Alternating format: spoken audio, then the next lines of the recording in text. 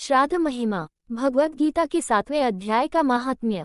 भगवान शिव कहते हैं, हे पार्वती, अब मैं 7वें अध्याय का महात्म्य बतलाता हूँ, जिसे सुनकर कानों में अमृत राशि भर जाती है।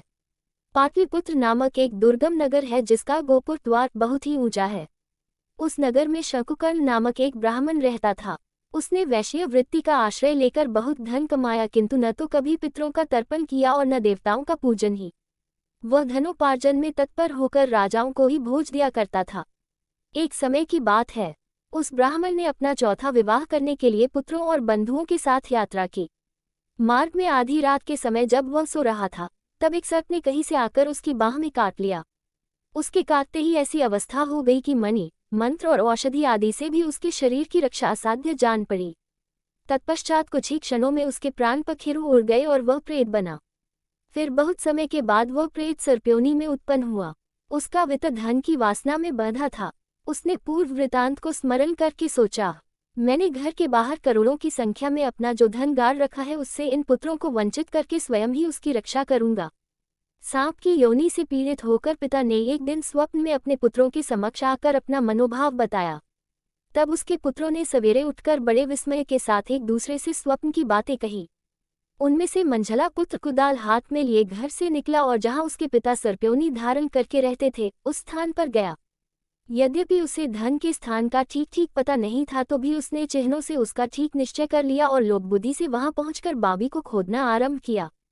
तब उस बावी से बड़ा भयानक सांप प्रकट हुआ और बोला, ओ मूर्ख, तू कौन है? किस लिए आया है? ये बिल क्यों खोद रहा है? किसने तुझे भेजा है? ये सारी बातें मेरे सामने बता। पुत्र, मैं आपका पुत्र हूँ। मेरा नाम शिव है। मैं रात्रि में देखे हुए स्वप्न से विस्मित होकर यहाँ का सुवर्ण लेने के कौतूहल से आया हूँ।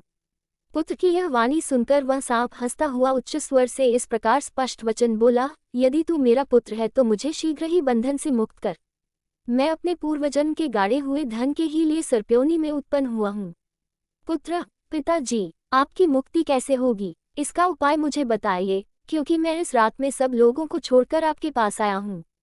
पिता, बेटा, गीता के अमृतमय 7वें अध्याय को छोड़कर मुझे मुक्त करने में तीर्थ, दान, तप और यज्ञ भी सर्वथा समर्थ नहीं है। केवल गीता का 7वां अध्याय ही प्राणियों के जरा मृत्यु आदि दुखों को दूर करने वाला है। पुत्र, मेरे श्राद्ध के दिन गीता के 7वें अध्याय का पाठ करने वाले ब्राह्मण को श्रद्धापूर्वक भोजन कराओ। इससे निस्संदेह मेरी मुक्ति हो जाएगी। वत्स, अपनी शक्ति के अनुसार पूर्ण श्रद्धा के साथ निर्व्यसी और वेद विद्या में प्रवीण अन्य ब्राह्मणों को भी भोजन कराना। सर्पयोनि में पड़े हुए पिता के ये वचन सुनकर सभी पुत्रों ने उसकी आज्ञानुसार तथा उससे भी अधिक किया।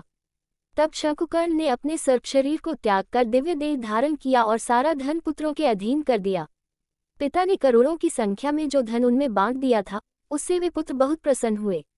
उनकी बुद्धि धर्म में लगी हुई थी, इसलिए उन्होंने बावली, कुआं, पोखरा, यज्ञ तथा देव मंदिर के लिए उस धन का उपयोग किया और अन्नशाला भी बनवाई। तत्पश्चात 7वें अध्याय का सदा जप करते हुए उन्होंने मोक्ष प्राप्त किया। हे पार्वती, ये तुम्हें 7वें अध्याय का महात्म्य बतलाया, जिसके श्रवण मात्र से मानव सब पातकों से मुक्त हो जाता है।